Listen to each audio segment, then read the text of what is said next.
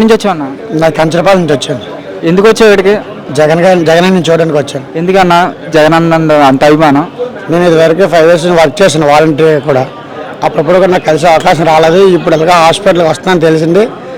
దారిని క్లోజ్ చేసినా సరే పర్మిషన్ అడగలాగా చూడడానికైనా వచ్చాను.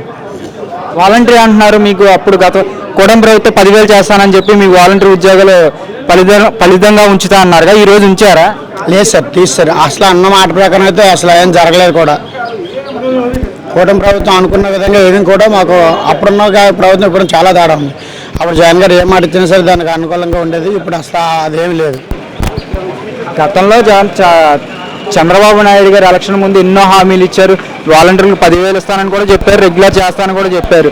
ఆ హామీలని నెరవేర్చి మీ వాలంటీర్లు ఇప్పుడు మీ వాలంటీర్ల వ్యవస్థ వల్ల ఉపయోగమే లేదని చెప్పి పవన్ కళ్యాణ్ గారు కూడా అన్నారు. 30,000 మంది అమ్మాయిలు కూడా మిస్ అయ్యారని చెప్పి అన్నారుగా. అవును సార్, అది ఎంతవరకు వస్తానని నాకైతే తెలియదు. కానీ తీసుకొచ్చారు పవన్ కళ్యాణ్ గారు. ఎవరిని తీసుకురాలేదు పవన్ కళ్యాణ్ గారు.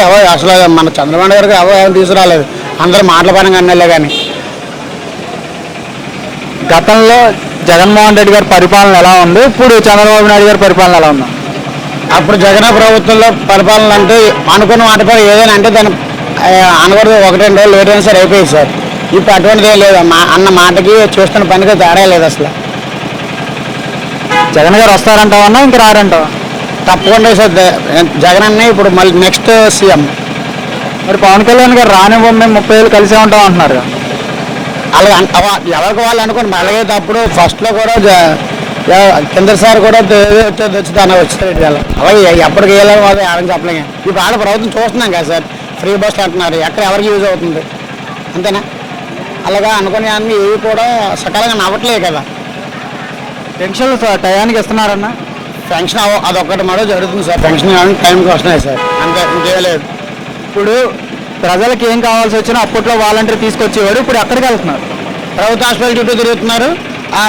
ఇప్పుడు సచివాలయాలు ఇప్పుడు వాళ్ళేం ఇప్పుడు అప్పట్లో ఎవరు ఇంటికి వచ్చి ఏ పథకాలు వచ్చి అంటే ఎవరికి ఎక్స్ప్లెయిన్ చేయట్లేదు. అసలు ఎవరు తెలియట్లేదు కూడా. ఏదో ఇప్పుడు అందరూ ఒక గూగుల్ మెసేజ్ పెట్టేస్తున్నారంటే ఏ సచివాలయం కాదు సచివాలయం ఒక గూగుల్ మెసేజ్ ఫార్వర్డ్ చేస్తున్నారు. ఇదివరకు అలా కాదు. వాలంటీర్ కానీ లేకపోతే వెల్ఫేర్ ఎవరికి ఆ సచివాలయం సంబంధించిన వాళ్ళు వెళ్ళి ఆ ఇంటికి వెళ్ళి వాళ్ళకి ఆ పథకాల గురించి ఎక్స్ప్లెయిన్ చేసి ఇప్పుడు అమ్మఒడి ఉంది, ప్రతి ఒక్కరు వెళ్ళి ఎలిజిబిలిటీ చెక్ చేసుకుని ఎవరైనా ఇంటికి వెళ్ళి వేసుకుంటారు.